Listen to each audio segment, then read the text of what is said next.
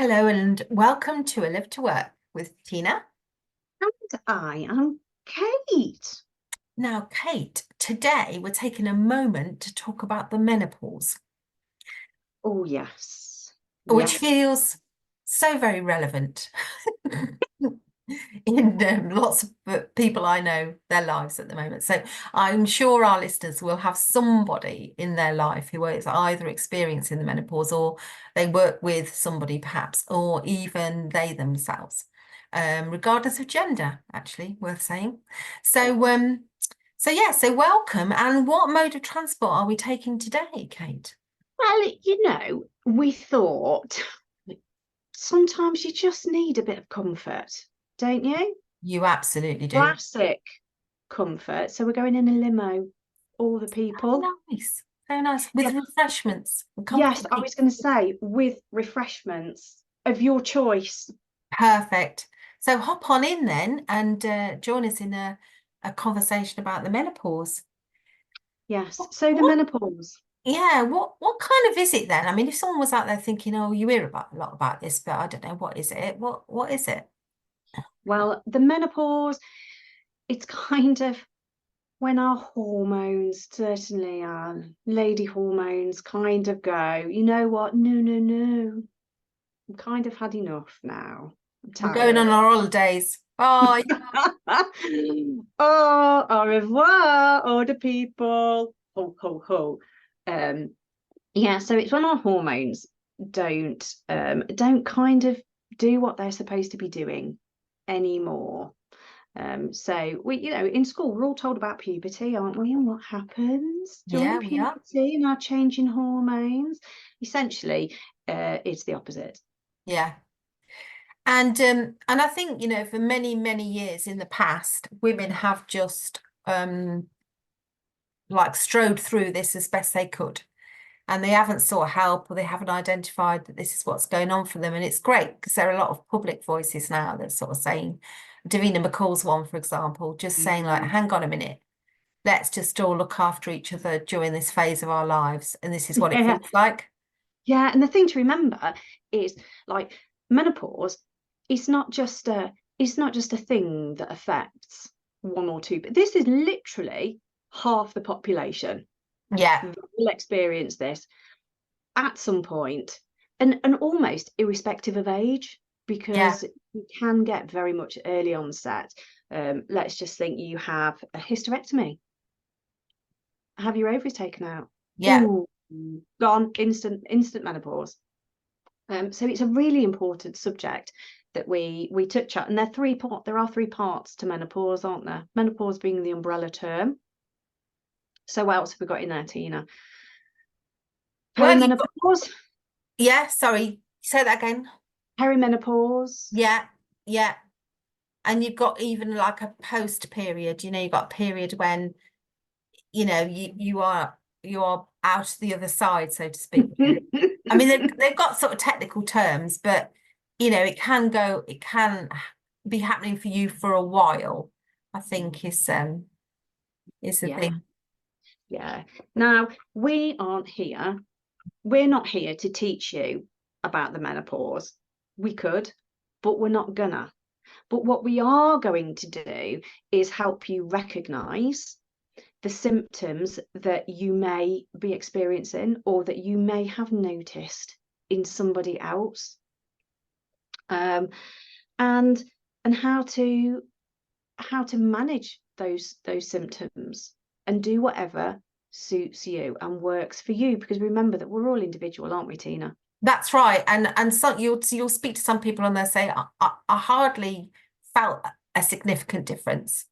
And you'll speak to other people and they'll say, I feel I had the whole suite of evadable symptoms from insomnia to, flushing and feeling hot and temperature deregulation, mood swings, fear, a whole, palpitations. There are lots of options. Um, Yeah. and so and there'll be people who sort of are in between both of those parts of the continuum who have some stuff going on for them, but not Mm, other things. So yeah. yeah, it can be quite variable, I guess. Yeah. So as you're sitting listening to us have this conversation about menopause and symptoms, have a think about your own. You know, do you have any? Or that person that you live with, are they riddled with it and you just don't know what to do about it? So what we're going to talk about is how you can manage those. But the only way that you will be able to manage your symptoms is if you recognize that you've got them in the first place. Yeah. Personally, I'm on HRT, and I will wildly shout it from the rooftops. And the only reason I really went on HRT was because my mood changed. Mm. But I didn't really recognize it Mm. until husband and I started arguing. And these were like full on Yeah. moments. We don't have those. And we kind of both looked at each other at the same time, and it was like, this isn't right. Yeah. And I think one of the interesting things you say about that noticing, Kate, is it's not an overnight thing. Like, we haven't got a date in our diary circle going, on the 13th of March, I'm going to start the menopause.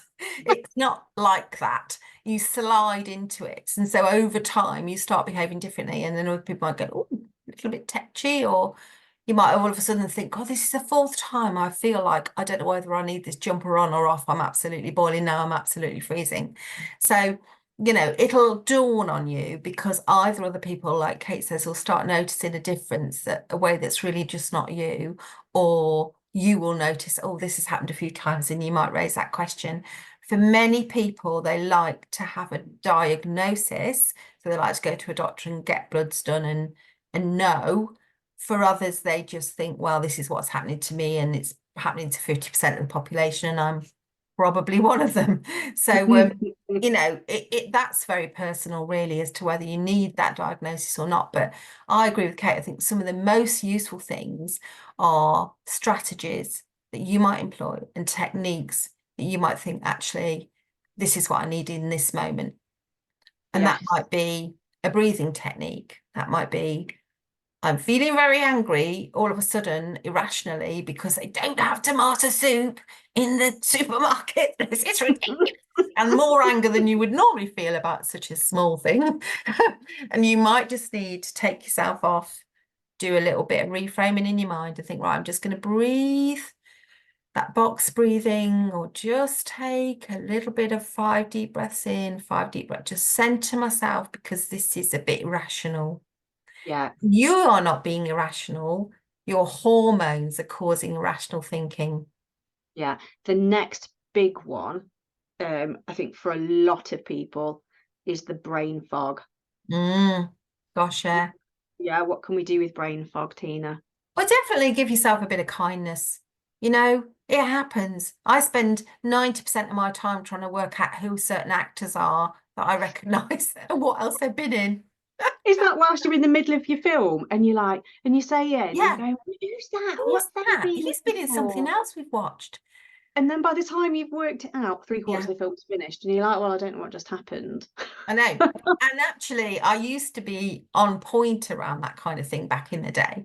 So I think kindness first. You think, oh, okay, this is happening. It's not it's not life changing, is it, that I don't know that information? So that's the first thing.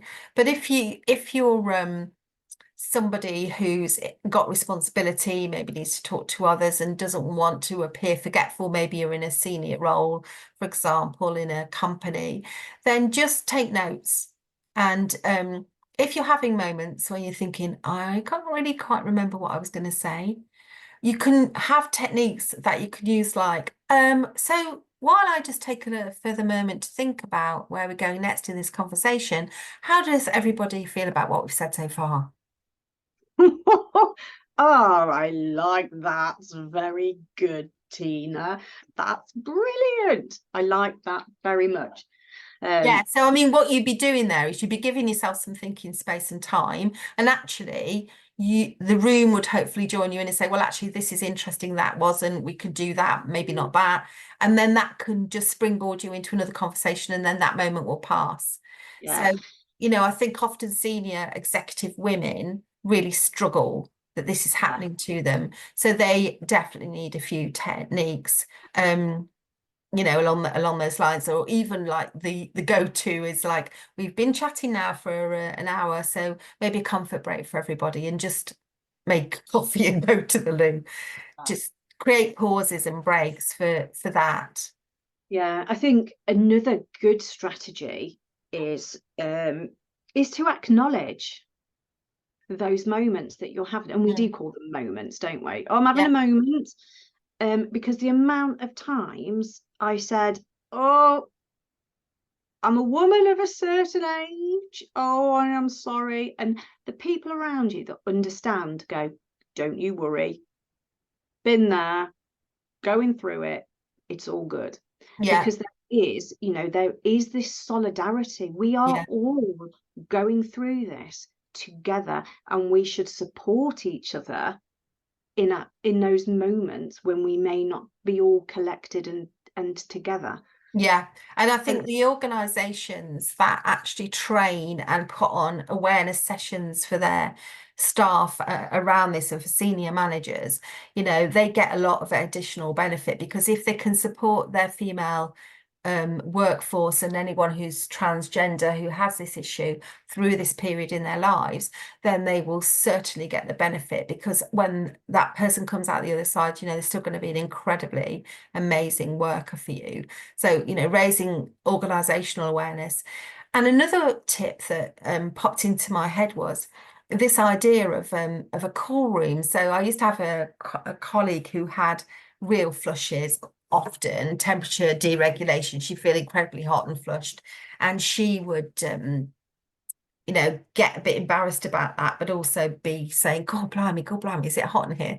And she started calling them her power surges, which I quite liked. So she reframed them into power surges.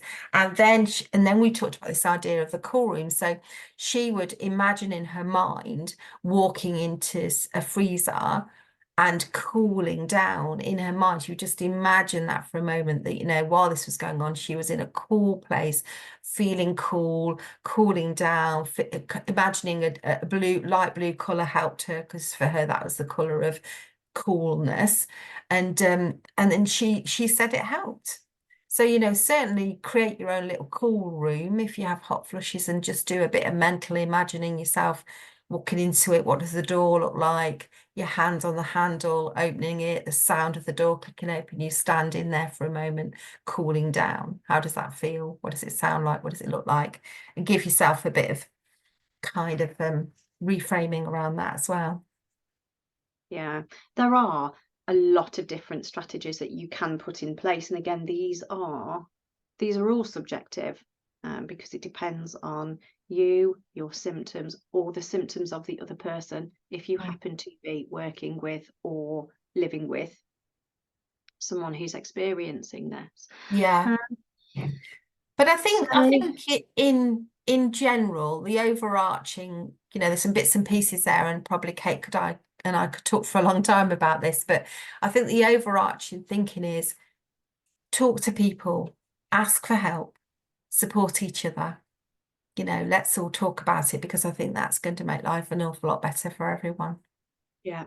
Oh, that's what a beautiful thing to end on, Tina. You're just so lovely. Oh, thank you so much. Mm. Well, the limo has arrived. I'm probably feeling so chilled and delightful because I've been in this lovely transportation, sipping my refreshment, which has been delightful. So you've arrived at work and you're so chilled now that whatever you're going to do next after listening to this podcast is going to be amazingly successful because you're just in a great space. Absolutely. And on that note, have an incredible day, everyone. Yeah, we'll see you next time.